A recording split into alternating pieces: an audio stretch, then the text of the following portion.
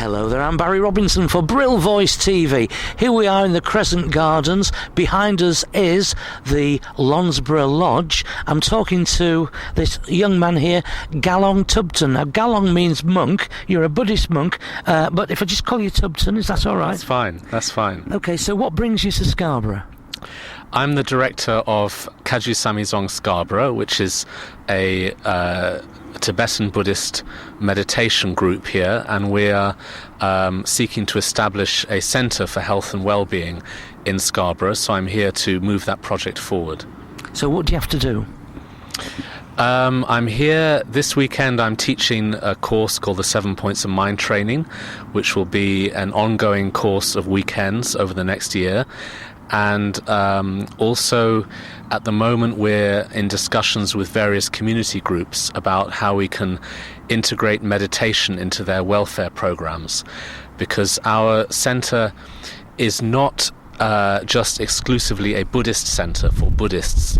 It's a meditation centre which can be used by people from all walks of life, regardless of religion. So this morning we were talking to an organisation that deals with people battling with addictions, and so we're talking to them about integrating meditation in their programme. So we're doing a lot of work in the community at the moment. So meditation, how do you meditate? Meditation is a way of training the mind to be positive, be calm, be happy, using techniques which basically are all about staying in the present moment, because normally our mind is wandering around between the past and the future, and we miss what's going on in the present. We completely forget that in the here and now there's a lot of peace. We're always worrying about tomorrow or thinking about yesterday, but worried about the bills you have to pay. Yeah, meditation helps us to be calm and be present. So I've never meditated, but I've seen TV programmes and films where you sit down and there's chanting going on and that sort of thing. Is that what you do? Some meditations involve rituals and chanting. They're more on the religious end of the spectrum. So yes, we do that, but the kind of meditation I'm teaching in hospitals, prisons, schools and companies is much more simple. It's just a way of relieving stress through sitting still and maybe being aware of your own breathing, or being aware of the sensations in one's body and learning to relax the tension. So it's something more direct and more simple rather than a lot of chanting and ritual. I was interested in hearing you say you go to hospitals and prisons and that. You know, so what's it like going to a prison, trying to get prisoners to meditate? It's actually very easy, because one of the obstacles for meditation, one of the things people find difficult, is if they're too distracted and they've got a lot going on. In prisons, people are less distracted because they're inside four walls the whole time. So actually, their mind is more focused. They find it easier to meditate. I was going to say, do you find they cooperate with you? Yeah. Very much so, because when I explain how meditation helps you to find inner freedom, inner peace, then the whole concept of being in prison becomes a different matter altogether, because one's talking about freeing your mind. So if your body is in prison, but your mind can be free. Fascinating. And hospitals? Yeah, I've done a lot of work with doctors and nurses, dealing with stress, sort of sitting with them and talking about the kind of stress they experience and how they can calm down and relax. And so I would think most people are stressed out in this day and age. I would say so. Yeah. I would say that stress is the worst problem these days.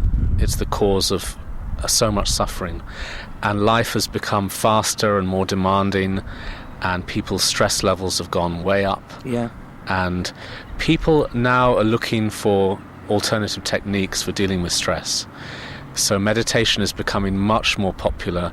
It's stopped being something people consider as a sort of Eastern religion or a just for people who are Buddhists, and it's become a therapeutic tool. Because you don't have to change your religion to become a Buddhist, do you? You can be a Christian and still be a Buddhist. Absolutely, because Buddhism simply means to awaken one's inner potential. Now, that's not the domain of any religion.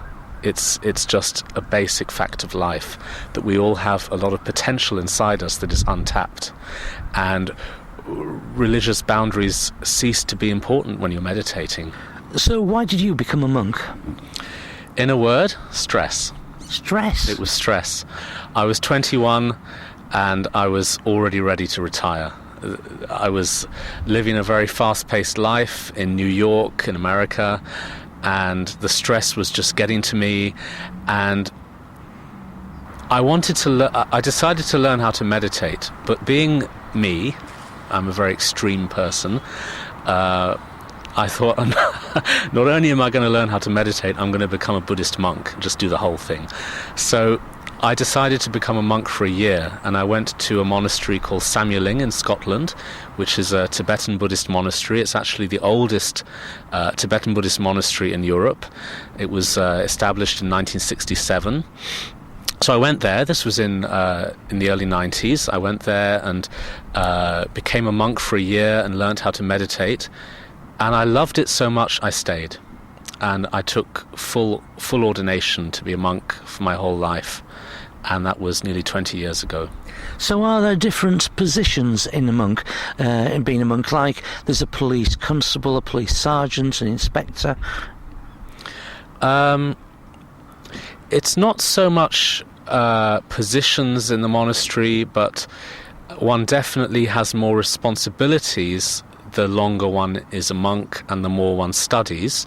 So for the last maybe 12 years I've been giving a lot of lectures and courses. Obviously when I first became a monk I wasn't doing that because I didn't know anything, and now I still don't know very much, but I've learnt a little bit about Buddhism, and I've also done some retreat meditation training. So now I'm one of the people, I'm on the sort of teaching staff in the monastery. I give courses and lectures and workshops. So there are monks with different roles. There are monks who work in different positions around the monastery, and actually I'm not in the monastery very much. I'm generally out in the world, on the road, giving courses around Europe. So when you learn things, do you have to go to Tibet to learn more things, or can you learn what you need to know in this country? Can learn it all here. I've never been to Tibet. All of my teachers are Tibetan, but they are either resident in the West or they come over from Tibet or India or Nepal and they give courses in the West. So you can learn it all here. Do you have to learn how to speak foreign languages, or do these Tibetan monks, do they actually speak English?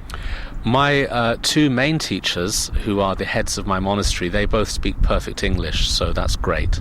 But I do have some teachers who only speak Tibetan, and they speak through a translator, although I myself can understand a little bit of Tibetan, so I can chat to them, and I can read Tibetan and understand a lot of what I'm reading. Wow. But it's not 100% necessary to learn the language, because everything's translated.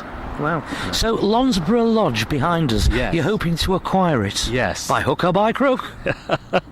Less of the crook. Yeah, we are in discussions with the council. We are applying to them.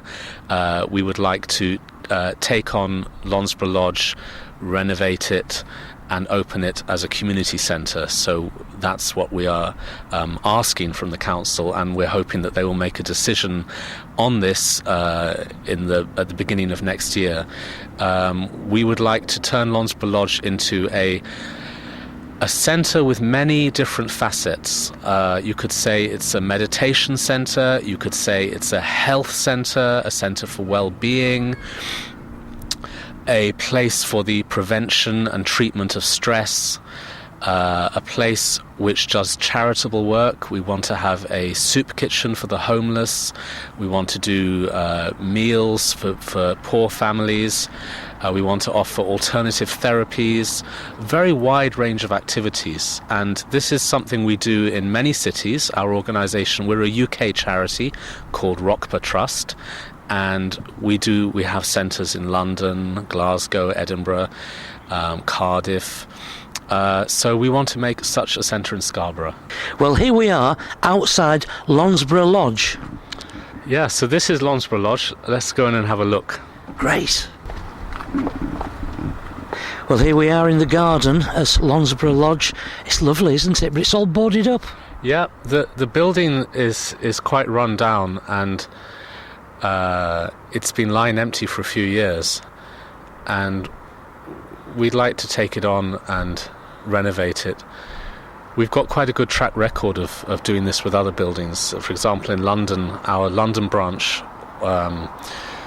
also was a council-owned building, and we renovated it, and you could say restoring it to its proper glory. And we'd like to open it for the community to have as a Health and Wellbeing Centre, a place where they can come and relax and unwind. Well, I think that is a very good idea. It's what Scarborough wants, really. I mean, it is all boarded up. That I remember coming in here quite a few years ago, and it was beautiful inside. Yeah. I'm sure we could really make a nice job of it, and it's a lovely position as well, because over there is the sea. Yeah. You know, we've got lovely gardens here.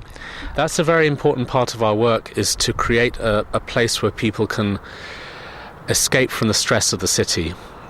Come here, have tea. We'd like to have a cafe here. That's a good idea. Yes, cafe. Yeah.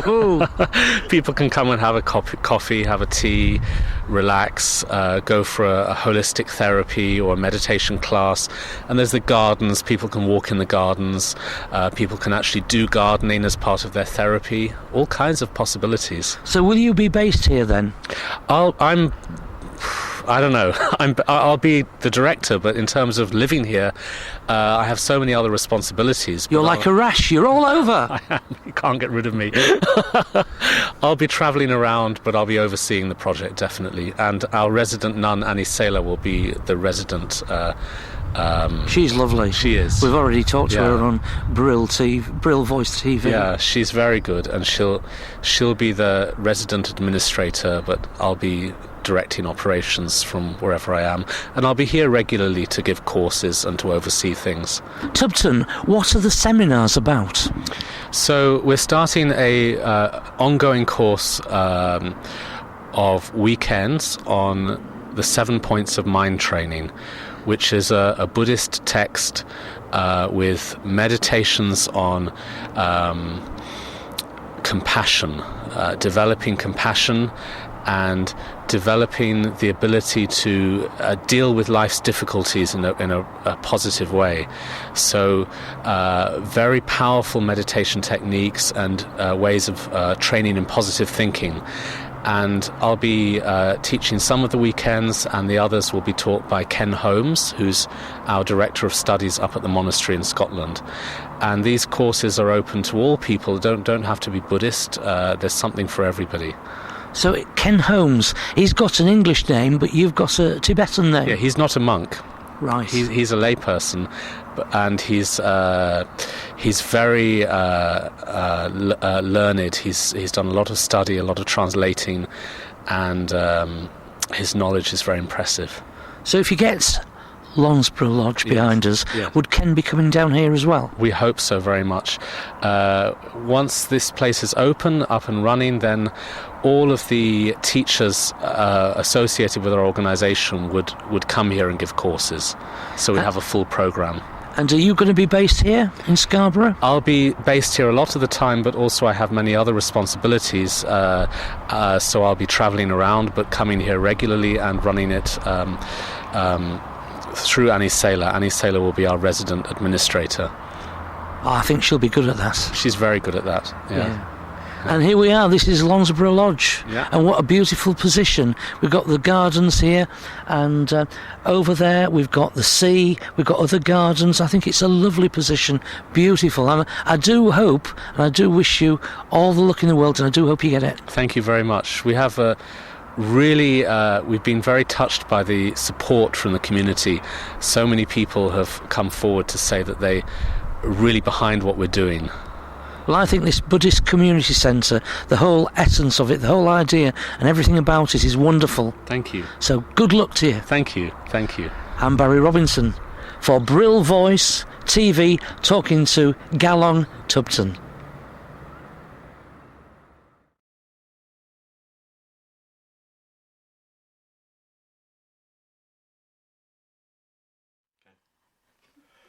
We wish you a Merry Christmas, we wish you a Merry Christmas, we wish you a Merry Christmas from RealVoice.tv.